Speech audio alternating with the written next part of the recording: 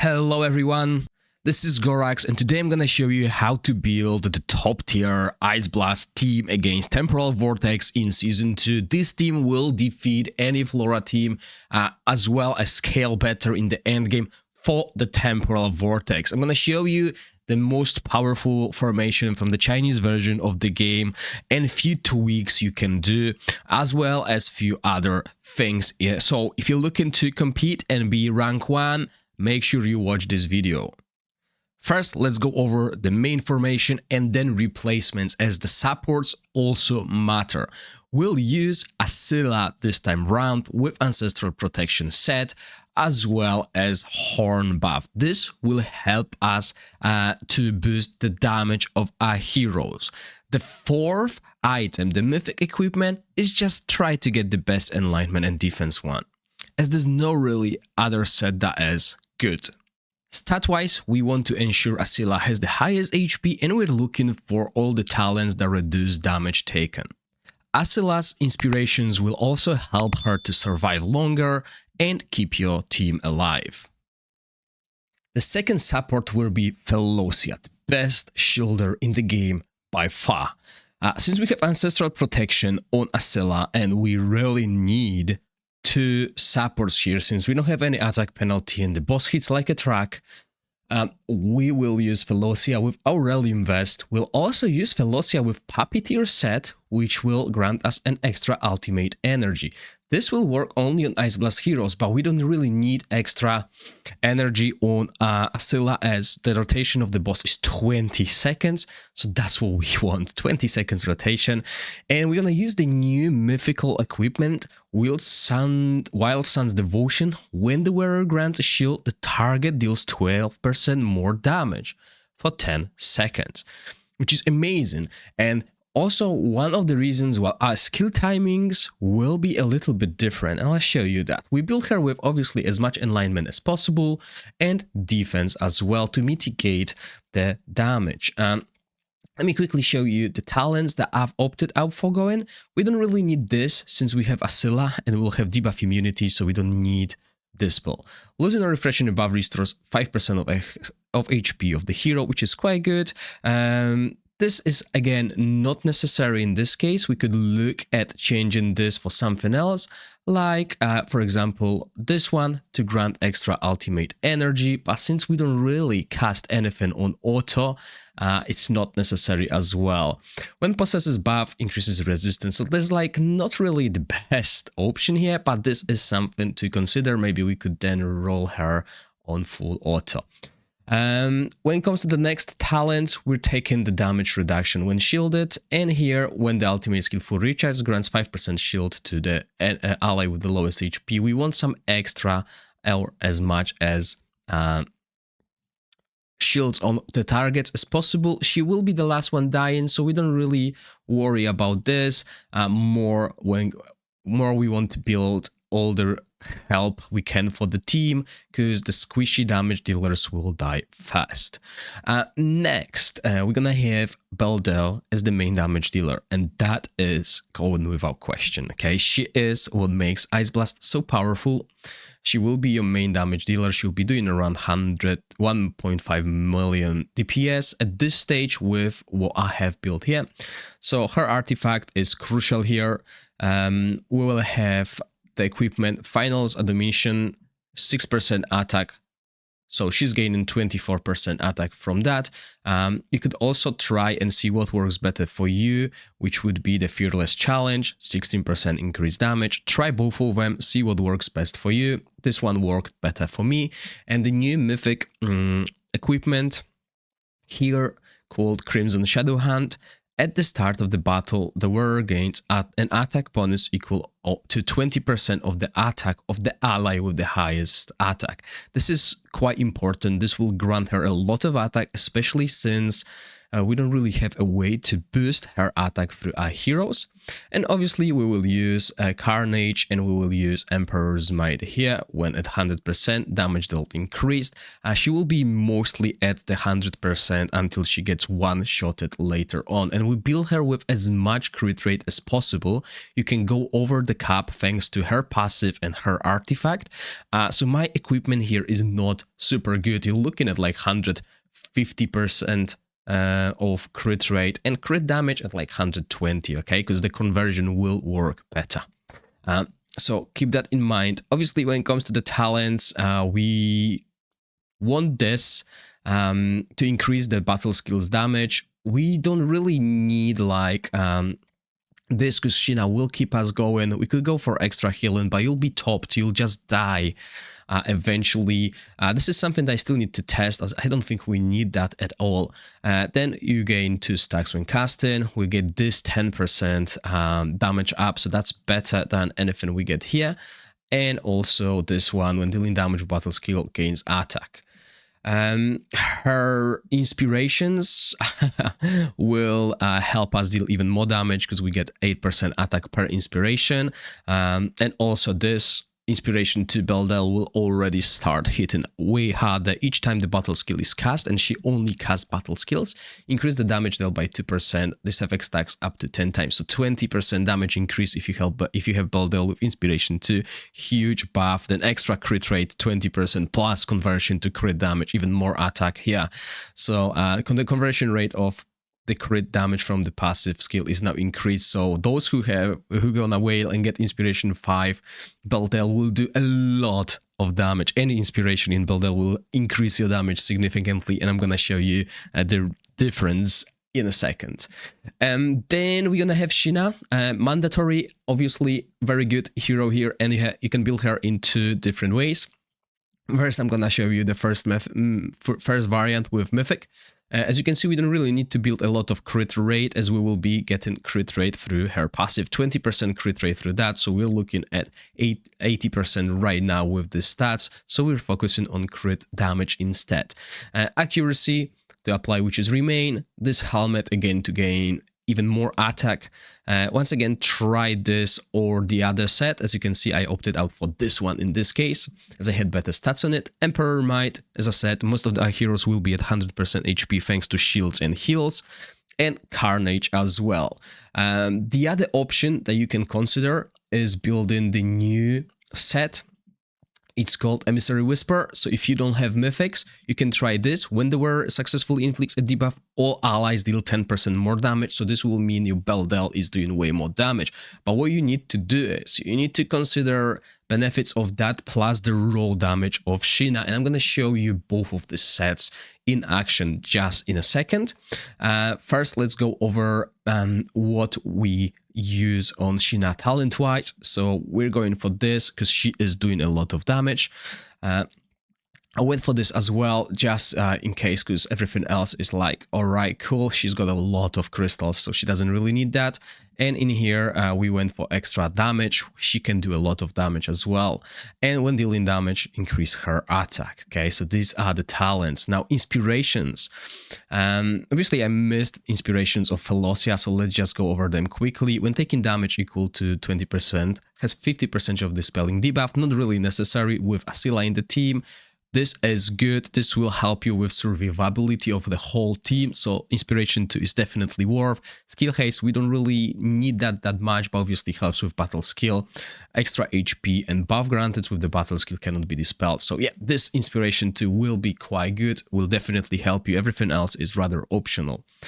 For Shina, on the other hand, she takes less crit damage. That's terrible. Each time the hero ultimate skill is cast, increase its damage dealt. So this will help with extra damage.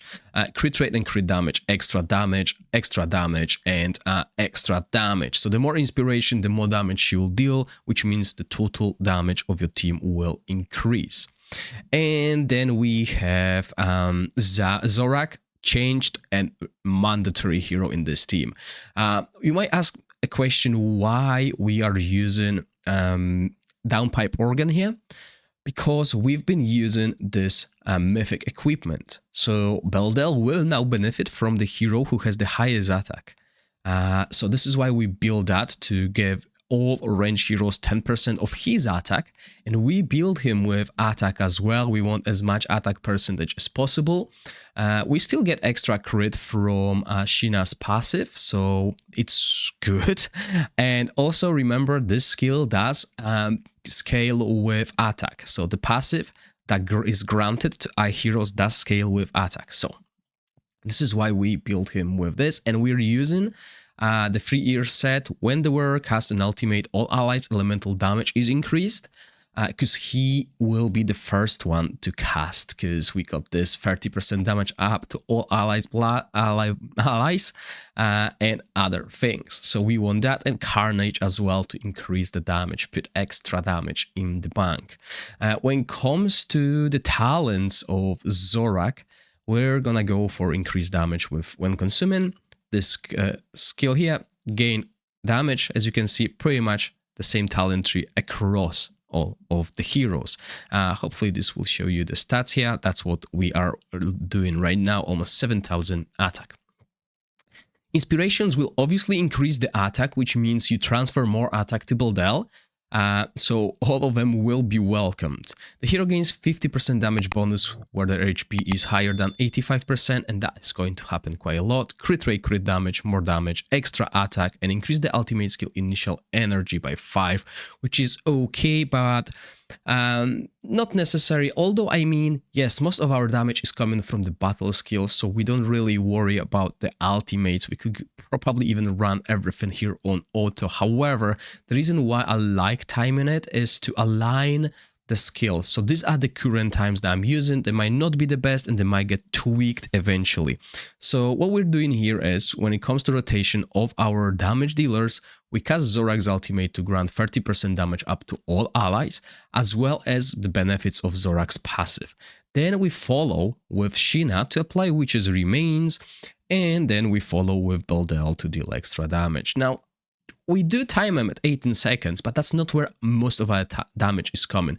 If you get extra haste on those two heroes, you can start their ultimates earlier. I mean, I don't think it will change too much. Maybe you can squeeze in one extra ultimate, which will be good, but the duration of the fight is usually 7-8 minutes. We can't survive the 10 minutes in Season 2. When it comes to the supports, I tried multiple different timings. So for Ailla, 14.5 is good because it will block the defense down applied by the boss. And with increased duration, we got this through the next 12 seconds. We got extra heal, and then we will have a rotation here of Felosia, so it will start at 11, then the next one will be cast at 29, etc. The reason why we time her is mostly because we want to have this puppeteer set and the bonus from her mythic equipment at the time where we cast our damage dealer. So she is like the first to cast buffs that boost our damage, followed by Zorak, followed by Shina, and then followed by Beldelle. So this is the reason why I've done that. I tried to time it like this, and I was doing 100 million damage less, okay? So keep that in mind. I tried to boost survivability, and we were doing less damage. So once again, a snapshot of the equipment that we have. Mythics, or the set that increase damage. 3 ears, Puppeteer, and Ancestral Protection to reduce the damage. When it comes to the skills available from the island, I've been using this one to deal extra damage and grant shield to our allies to help us survive. We could go for this as well. However, keep in mind our ally with the highest attack will be Zorak. So this will increase Zorak's damage slightly. You can try any of them and see which one gives you the best benefits. You could also try a timer. I mean, if you try and timer, I would prefer you to make sure your allies survive. So you could do it at 29.9 as I did here, or you could just go with total auto as it's every 18 seconds, and maybe this will help you survive just slightly longer. Now let's go over replacements. When it comes to the Ice Blast team, and damage dealers, for spenders, for those competing, you need those 3 heroes. However, if you're free-to-play player, there are 2 options you can replace Beldelle with. That will be Garfen or Nada. you need to try both of them. Nadja. I think Garfen will work here better than Nadja. And when it comes to Shina, the only replacement really is Bledin. You could still try Nord with replacing Zorak and play one of the damage dealers, or you could even go two and try your best luck. Now with all these extra benefits, it's definitely a little bit easier to keep the stacks of ice crystals. When it comes to the supports, there are multiple ways you can build this team. If you don't have Felosia, you get Alphan RC for free. So that will be your shielder. You could also try Ardref instead of Asilla, or you could try Rose instead of Asilla and build Felosia or Alphan RC as your main tank. The reason why I like Rose is we'll have attack penalty in the team, which means we can survive longer, which is quite good. Jillian, you also get her for free, so she can help you with doing what Asilla is doing by providing you with debuff immunity and dispel as well. Everything else is not recommended. Garius did get some huge nerfs.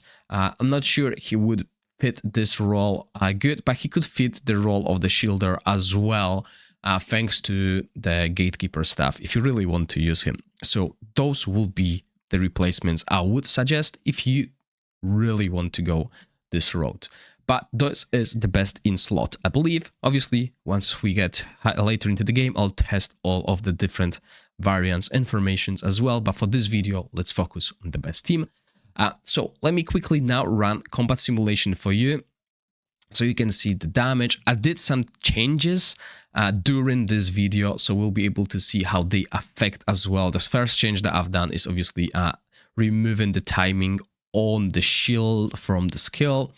We're looking at 711 million with that slight change, so 750 was previous. So that was the simulation. Now let's see what really happens during the fight, and I'll walk you through it. So as we know, Beldelle's damage is coming mostly from the battle skill. So we don't really care about when we cast defense down, but since her ultimate hits multiple times, it's good to have that. We can delay her ultimate a little bit if you notice that your Shina is not applying defense penalty before she casts her ultimate. So, but in that case, we can see that this does happen, and we're doing 1.3 million DPS, which is really good.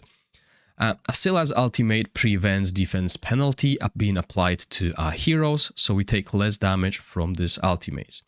We can time the shield from the room just after we take this damage to help us survive, so make sure you see what is killing you and utilize that extra shield to prevent that damage, and make sure it doesn't overlap with Felosia's shield. Unless you're really dying with that little shit, then you can try and put Felosia's shield as well.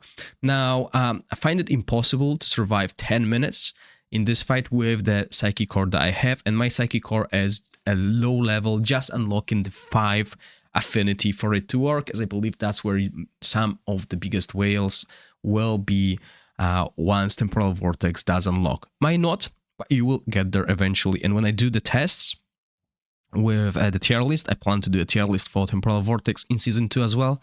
Just like I did in Season 1, I will go over everything.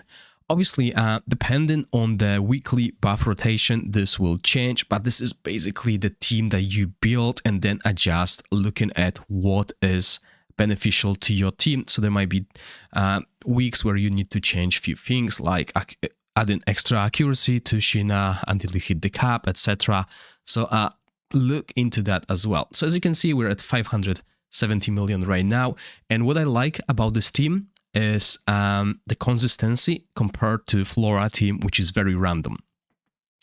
And right now you can see that our tanks and Felosia are almost at full HP. The only heroes that are suffering are damage dealers, because they're obviously squishy, so they will be the first ones to fall, and they will pretty much get bursted. There is we will be at max HP, and they'll just get one-shotted because the boss's damage is so high. So keep that in mind. Okay, it's not like we don't have enough healing, because mostly before everything happens, we have full HP. Although now I can see that, yeah, maybe a little bit extra healing will work. And then we are 770 million. Zorak and Shina have fallen, but look at their DPS. They were doing solid DPS. If you remember your Flora's team, 380,000 DPS and 200,000 DPS for just 3 heroes is really good. So here we are, 770,000 damage, 770 million damage done with this setup. So let's skip it, because they will survive a little bit longer, but obviously with enough inspiration, your team might even survive 10 minutes. So yeah, try that. You can obviously put some more defensive stats in your heroes to make them survive longer, survive as long as your tanks do, because that's ideally you want your tanks die before your damage dealers, because that will finish the fight. And there we go, that's the stats here. Now let's change the set on Shina and see how that performs. So as I said, we're gonna use the Emissary Whisper, which will grant extra damage to all of our allies. Hopefully this will be enough to get Beldelle to do even more DPS and go over that 770 million that we done previously. We're gonna run a few simulations just to have an overview of that, but once again, it's all up to you trying this and seeing what equipment you have, because you know, getting all these mythics is quite hard. But yeah, we definitely can see the increase of the damage done by Beldelle. However, Shina's DPS has decreased significantly by almost 100,000, 150,000, and the team's damage is pretty much the same, as you can see. Obviously, there will be some variance where we'll do less damage. That is always happening. But yeah, you can see that even Zorak's damage is down when we do that. So while we have Beldelle's damage increased, the team does less damage because Shina herself is doing 30% less damage through this setup. But once again, you may have easier time getting this equipment rather than a second set of mythics. And I believe this pretty much is for this video. Once again, just before we finish, let me show you previous days ranking. So today my highest damage with this team was 805 million. Yesterday I was at 777, but the ones who have Inspiration 5 will do double of that damage, at least. So this is another person playing on the test server, using pretty much maxed out equipment, plus 5 Inspiration on the heroes, and is doing 1.5 billion damage. So he's probably surviving the whole 10 minutes with what he's got here.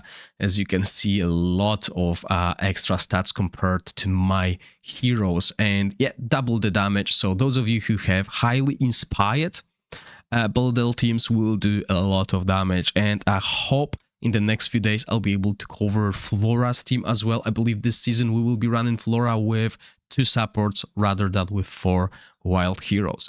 Once again, thank you all for your support in Content Creator Bond Plus, as well as the Gala voting. Much appreciated all the help. And if you haven't not done it yet, please consider subscribing to my channel and look out for more videos. Join my Discord to get some free Heliolite dice codes as well that I'm just posting daily until I run out. And I'll see you all in the next video. Stay safe. Bye.